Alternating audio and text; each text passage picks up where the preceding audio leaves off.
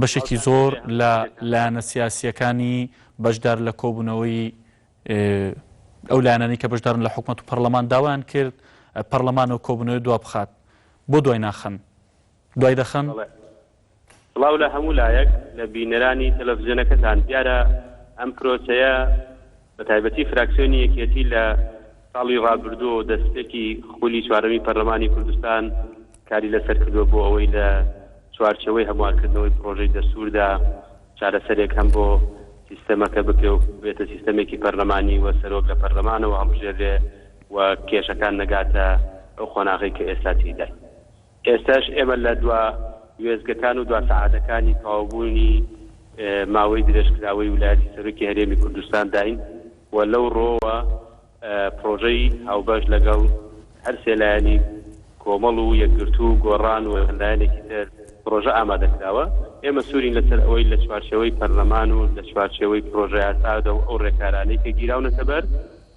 ڕێوشوێنەکان بگیرێتە بەر و تا ئەم ساتە وەختەش بڕوامان بە مەبدەئی سازان هەیە و سبەی نێژداواکانی برادرانی پارتی دیموکراتی کوردستان و لایەنەکانی تر بەشداری بکەن لە کۆبوونەوەکە هەر پرۆژە سەرحەتیان هەیە لە چوارچەوەی ئەو پرۆژە و ئەو پاکێجەی لە پەرلەمانی کوردستاندا تێکەوە بگەینە سازان و تەوافقێک کە ئیرادەی پەرلەمانی کوردستان سەربگرێ ئیرادەی هەموو لایەنەکان پێکەوە سەری گرتووە و لەم چوارچەوەیدا ئێمە ئەم بانگەوازەمان هەیە چونکە سبەینی ئێمە بەشداریەکەین لە کۆبوونەوەکە. باش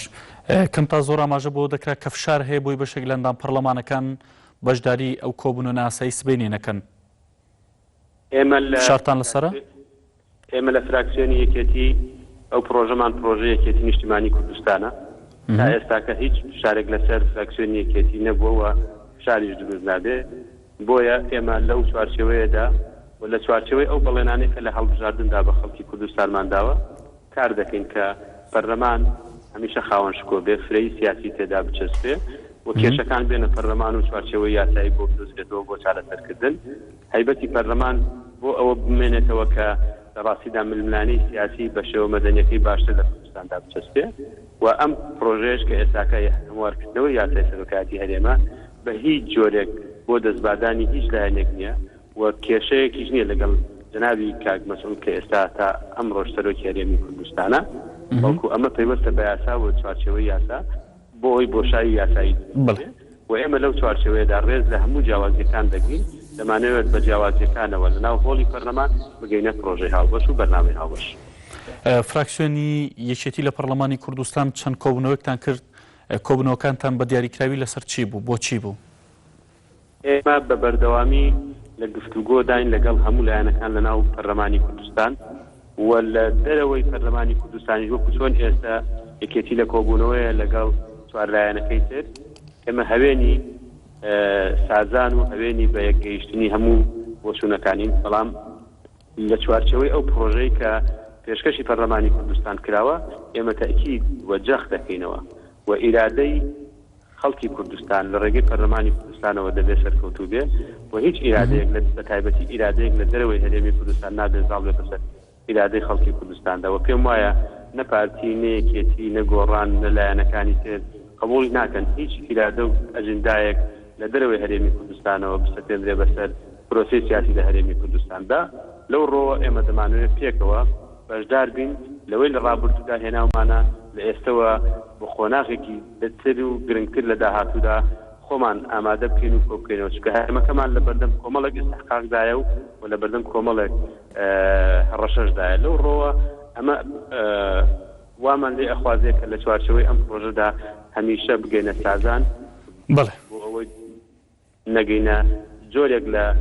ترازان و دوورکەوتنەوە ئێمە لە ئەوەش ڕائگەینی لە هەموو حاڵەتێکا وەکو یەکێتی ئەوەی پەیوەندی بە ئیدارەدانی کوردستانەوە هەیە بە هەموو جۆرێک دژیت و ئیدارەین دژیت بەریەکەوتنی بە تایبەتی بەریەکەوتنی چەکداری و ئەمە هەرگیز یا هەرگیز لای ئێمە قبوڵ نییە. جێگری سەرۆکی پەرلەمان دەڵێت ئەگەر یاسای سەرۆکایەتیێرم هەمواریش بکرێتەوە کاری پێ ناکرێت. بڕاستیە گەرێ و سبەینی هەمواری کەنەوە کاری پێ ناکرێت گەروایە بۆ دەیکەن خۆزیا سەرۆکایەتی پەرلەمانی کوردستان دابەش نەبوونایە بەسەر فراکسیۆنەکاندا لەسەر ئەو پرسەوە پێکەوە بە یەک پاکێشکاریان لەسەر سەرخستنی ئیرادەی پەرلەمانی بکردایە و من ڕام وایە دەبێ تا ئەو کاتەی دەست هەیە چاوەڕێی ئەوە بین پێکەوە بە سازان ڕێکارە یاسایەکانی کاری پەرلەمانی بڕوە لەکوێدا لایەنەکانی تر نەهاتن ناکرێت کاری پەرلەمان تەعتیل ببێ. من پێم وایە جەنابی جێگری سەرۆکی پەرلەمان لە ئێمە باشتر دەزانێت کە ڕێکارەکانی یاسایی بەو جۆرە کە لێنێکی تێدا نییە، بەڵام لەو ڕۆوە کە ئێستاکە چوار لایەن لە تەرەفێک و پارتی دیموکراتی کوردستان کە جەنابی جێگری سەرۆکی پەرلەمان لە هەمان کاتدا ئەندامی مەکتەبی سیاسی پارتی دیموکراتی کوردستانە لە تەرەفێکی ترە، ئەشێ ئەم لەم جەدەلانە ئەم تێڕوانینانە دەوترێ هەندێک جار تەفسیر بۆ یاساکان بە جۆرێکی ترێکێ، بەڵام ئێمە پێمان وایە دەبێت کار بکەین کە پەرلەمان تەحسیل نەکرێ و دانیشتنی پەرلەمان ببێ و داوا بکەین پارتی دیموکراتی کوردستان و لایەنەکانی تریش بێن بەشدار بکەن. هەر وەرەخە پارتی بەشدار دەبێت پێشبینیەوە دەکەن پێتان وایە بەشدار بێ؟ ئێمە خوازیارین و داواکارین پەرلەمان هی هەموو لایەنەکانە بە تایبەتی پارتی فراکسیۆنێکی گەورەیە خاوەنی 30 کورسین کاریگەریان لەسەر چەندین لایەنی تر ناو پەرلەمانی کوردستان هەیە بۆ ئەوەی پێکەوە بتوانین نیساب هەبێ و ئەگەر بشتمانەوێ ئەو جەلسەیە تەخیر ببێ لە ناو هۆڵی پەرلەمان داوا بکرێەوە بۆ چوونەکان و هۆکارەکانی داواکردنی تەجیلکردنی بۆبوونەوەی پەرلەمان لە ناو هۆڵی پەرلەمان تەرەح بکەن. ئەگەر قەناعەتیان پێکردین لە ناو هۆڵی پەرلەمان قەناعەتکەین پێکەوە بە هەمووی، بەڵام لە ڕاستیدا ئێمە سوورین لەسەر ئەوەی کە سبەینێ لە پەرلەمانی کوردستان ئامادە بین. چوار لایەنی سیاسی کۆمەڵ بزوتنەوەی گۆڕانێکێتی نیشتیمانی کوردستان یەکگرتووی ئیسلامی لە سیاسەتە وەکو حەزب ئێستەیەک هەڵوێستوەیەک بۆ چوونیان هەیە، فراکسیۆنەکانی ژەمان بۆ چوونیان هەیە، یەکگرتووی ئیسلامی کوردستانیش لەسەر پرۆژەکەی خۆی سوور و بەشداری کۆبوون ناسایەکی سبەینێ دەکات. ئێمە هیوادارین فراکسیۆنەکانیش پێکەوە بتوانن ئەو دەستە جەمعیە بپارێزن و ئەو دەستە جەمعیە کە دەپارێزرێ و بکا پارتی دیموکراتی کوردستانیش بێتە ناو ئەو دەستە جەمعیە